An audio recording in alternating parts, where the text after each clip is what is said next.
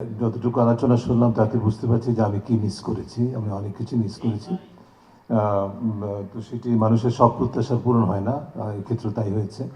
তবে শুরুতে যেটা বলা হয়েছে, আমি দু একটা বিষয়ের উপরে কথা বলবো। প্রথম কথা হচ্ছে যে আহ, শুরুতেই আমি আসার পর দেবপ্রভু বলেছেন যে আলোচনার মধ্যে দুর্নীতি বিষয়গুলো আলোচিত হয়েছে এবং যৌক্তিকভাবে সেটি হয়েছে, এটা বোধগম্য। তবে একটা প্রশ্ন ছিল, এটা প্রতিষ্ঠানের সংস্কার নাকি মানুষের সংস্কার, বা প্রতিষ্ঠান না মানুষ? আমি মনে করি যে দুটোই অপরিহার্য। আমরা মানুষের, আচ্ছা আমি এখানে একটু আপনাদেরকে I want to put you on the spot really, যে আজকে একটা বিশেষ দিবস, আপনাদের কয়জন জানেন? বেগম রোকেয়া দিবস।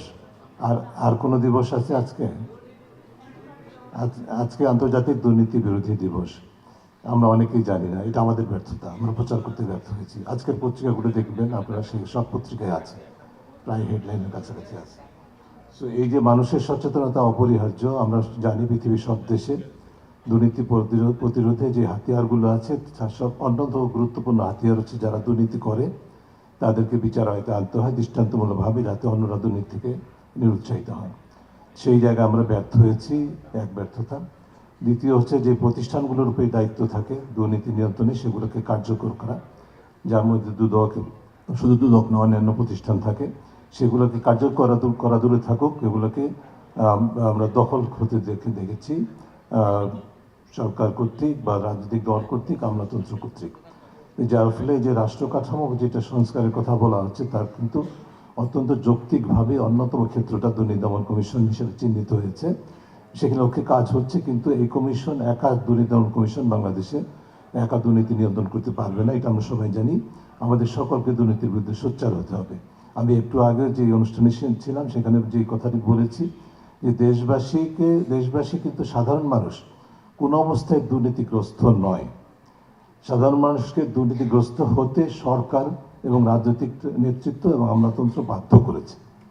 কারণ তাদের কাছে দৃষ্টান্ত স্থাপিত হয়েছে, দুর্নীতি আশ্রয় না নিলে মানুষ সেবা থেকে বঞ্চিত হয়, বৈষম্যের শিকার হয়, দেশের সম্পদ লুটপাট হয়, অথচ যারা এগুলো করেন তারা বিচারহীনতা ভোগ করেন।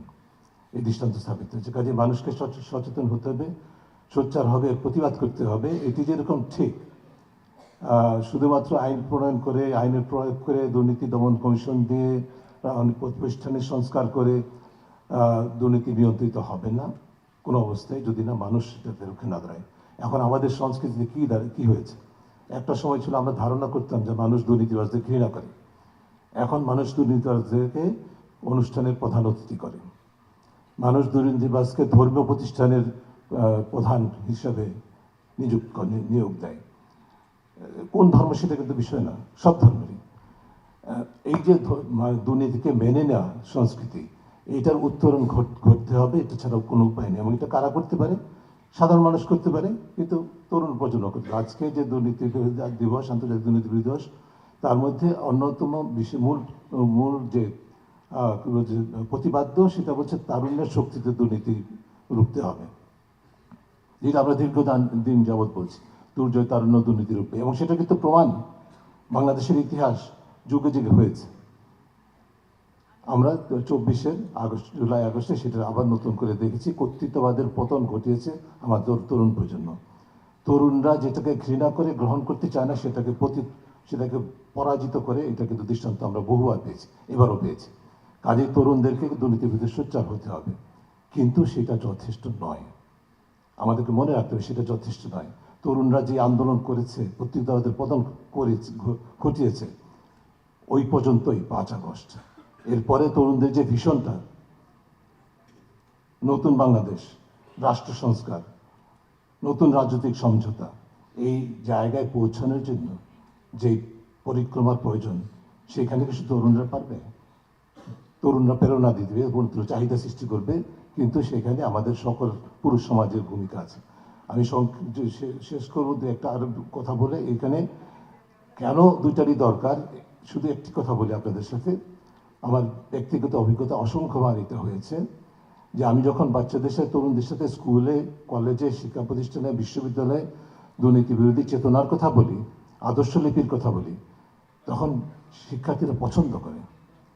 সদা সত্য কথা বলিব, সকালে উঠে মনে মনে বলি, সারাদিন ভালো হয়ে চলি। আমি তাদেরকে বলি, তোমরা সেটা পড়ার সুযোগ থেকে বঞ্চিত হচ্ছ। আমাদের প্রজন্ম পড়েছিল, আমরা চাই তোমরা পড়বে, তোমরা এটাকে ধারণ করবে। বাচ্চাগুলো, গল্পটা শেষ এখানে নয়, বাচ্চাগুলো শুনে, অনেকবার আমার এই অভিজ্ঞতা হয়েছে, শুনে ক্লাসের শেষ রোড থেকে অথবা মাঝখানে থেকে দাঁড়িয়ে একটা মেয়ে দাঁড়িয়ে বলেছে, স্যার আপনার কথা খুব ভালো লাগলো, আমি নিজে চর্চা করব, আমার বাবা মাকে বলবো, প্রতিবেশী বন্ধু বান্ধবকে বলবো। তা আপনি আমাকে একটা কথা বলেন, যে আদর্শলিপির কথা বললেন, আমরা তো পড়ছি না। বাংলাদেশে দুর্নীতির জন্য তারা দায়ী, তারা তো আদর্শলিপি পড়ে বড় হয়েছে। তা আপনি আমার কাছে কেন আসছেন? পয়েন্ট ব্ল্যাঙ্ক আমাকে এই প্রশ্ন সে করেছে। তার অর্থটা হচ্ছে, আমি তাকে জবাব দিয়েছি, হ্যাঁ তুমি ঠিকই বলেছো মা, শুধু শুধু পড়লে হবে না, জানলে হবে না, সেটা চর্চা করতে হবে। ওই জায়গায় হচ্ছে আমার চাহিদাটা সৃষ্টি করতে হবে, দুর্নীতি বিরোধী মানুষ চাহিদা সৃষ্টি করবে, জনগণ শিক্ষার্থীরা চাহিদা সৃষ্টি করবে, আমার সাপ্লাই সাইড তো গ্রহণ করতে হবে। যাদের উপর দায়িত্ব কর্তৃত্ব, তাদের তো সেটাকে ডেলিভার করতে হবে তার উপর ভিত্তি করে। সেই জায়গায় আমাদের ব্যর্থতা, যেই কারণে কর্তৃত্ববাদ, বাংলাদেশের কর্তৃত্ববাদের বিশ্লেষণ বহু যুগ যুগ ধরে হবে। কিন্তু এই একটা জিনিস আমি একেবারে উইদাউট এনি ডাউট বলতে পারি, এটার বিকাশের অন্যতম মূল কারণ ছিল দুর্নীতি। দুর্নীতি করতে হবে, ক্ষমতা অপব্যবহার করতে হবে, এবং সেটি থেকে করে বিচারহীনতা ভোগ করতে হবে। সেই জন্য রাষ্ট্র কাঠামো দখল করতে হবে, দুদক সহ সকল প্রতিষ্ঠান দখল করতে হবে।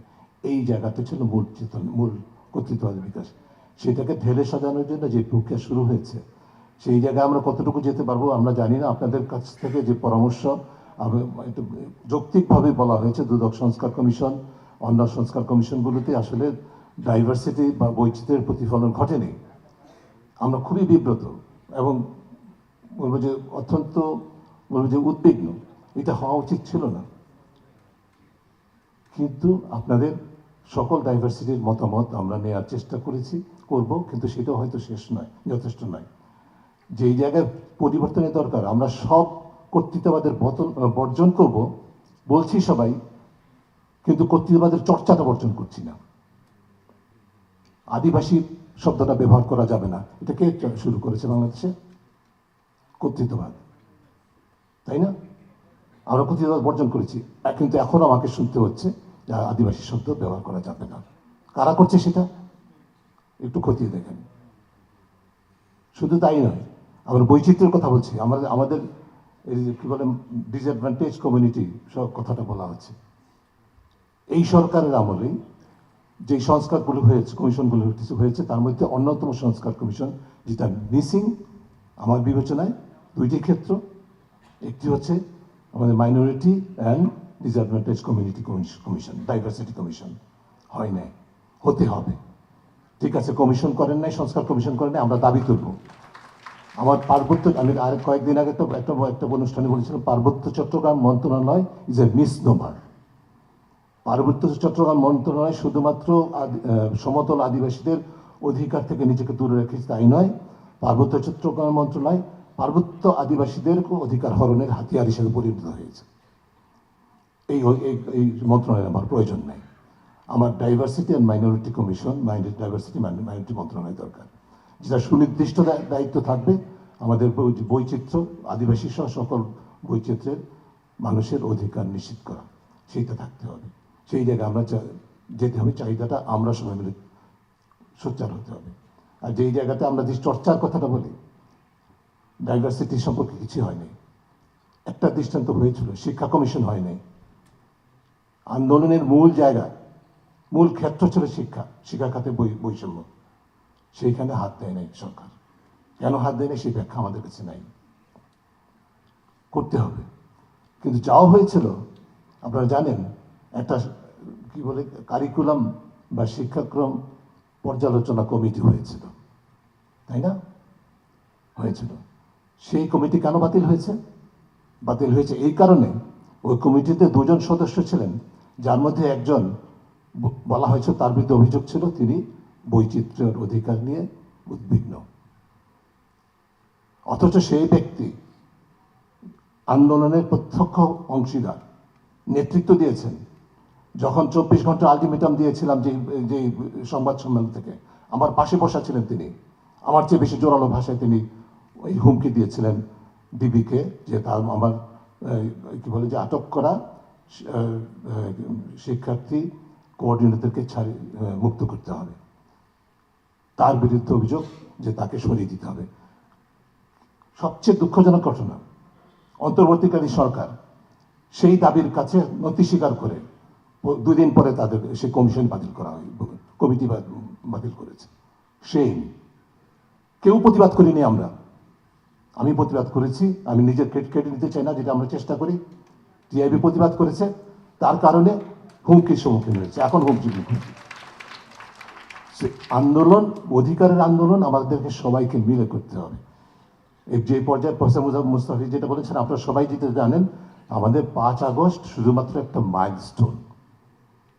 পরাজয় হয়েছে একটা কথিতবাদের যে ভিশনটা, কথিতবাদের ভিশনটা, সেই জায়গায়ও এখন আমরা সবাই একমত। ঠিক আছে, আমরা নতুন বাংলাদেশ চাই, রাষ্ট্র সংস্কার চাই, নতুন সমঝোতা চাই, কিন্তু এই ব্যানার ধরে যারা আছি, আমরা সবার এজেন্ডা, সবার চাহিদা, সবার ষড়যন্ত্রকে একরকম। এবং আমি যেটা চাই সেটা আমি কিভাবে চাপিয়ে দেবো আপনার উপর, সেটা আমার পদ্ধতি আর আপনার পদ্ধতি এক। এই যে জেন্ডার ডাইভার্সিটির আলোচনা যেটা হলো, অবশ্যই জেন্ডার ডাইভার্সিটির রিস্ক আমাদের 5 আগস্টের পরেও ছিল, কিন্তু সেইটার যে ব্যাপকতা, গভীরতা, আমি অত্যন্ত বিব্রত হয়ে অত্যন্ত বেদনার সাথে বলছি, আরও অনেক বেড়েছে এখন।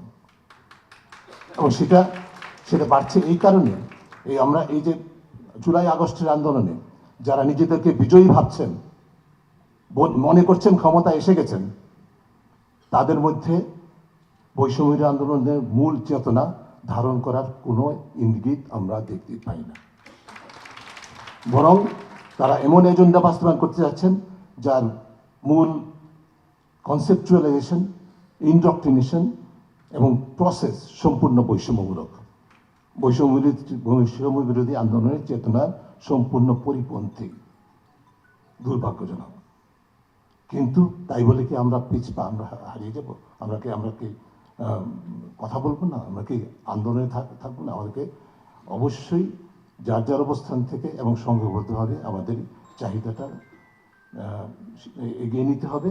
অবশ্যই মূল দায়িত্ব সরকারের, কিন্তু সরকার তো জনগণের। অনেকে মনে করেন যে অন্তর্বর্তীকালীন সরকার নির্বাচিত সরকার নয়, তাদের ক্ষমতার ভিত্তি নাই। মিসনোমার। নির্বাচিত সরকার মানে কি? জনগণের সরকার, জনগণের ভোটের রায় নির্বাচিত সরকার। আর অন্তর্বর্তীকালীন সরকারের রায় কে দিয়েছে? কে বসেছে অন্তর্বর্তীকালীন সরকার ক্ষমতায়? জনগণ। যেই ম্যান্ডেট নিয়ে অন্তর্বর্তীকালীন সরকার ক্ষমতায় বসেছে, তাকে দেয়া হয়েছে, এটা অভূতপূর্ব। এটা কোনো নির্বাচিত সরকারেরও নাই, আমি মনে করি। এটা হচ্ছে ডক্ট্রিন অফ নেসেসিটির উপর ভিত্তি করে এই সরকার।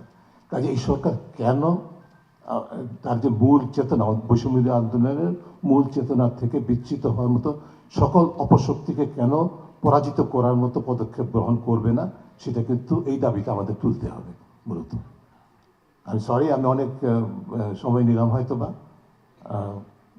কিন্তু আমার দু একটা কথা বলার ছিল, আমি এখানে শেষ করছি। আপনাদেরকে অনেক অনেক কৃতজ্ঞতা, আপনাদের কাছ থেকে শুনবো সুযোগ পেলে। আমি যারা যে বিভিন্ন, বিশেষ করে বৈচিত্র্যের, বিশেষ করে আদিবাসী, ট্রান্সজেন্ডার এবং অন্যান্য যারা বৈচিত্র্যের মানুষ আছেন, তাদের সকলকে আহ্বান জানাবো ব্যক্তিগতভাবে আমার সাথে যোগাযোগ করার জন্য।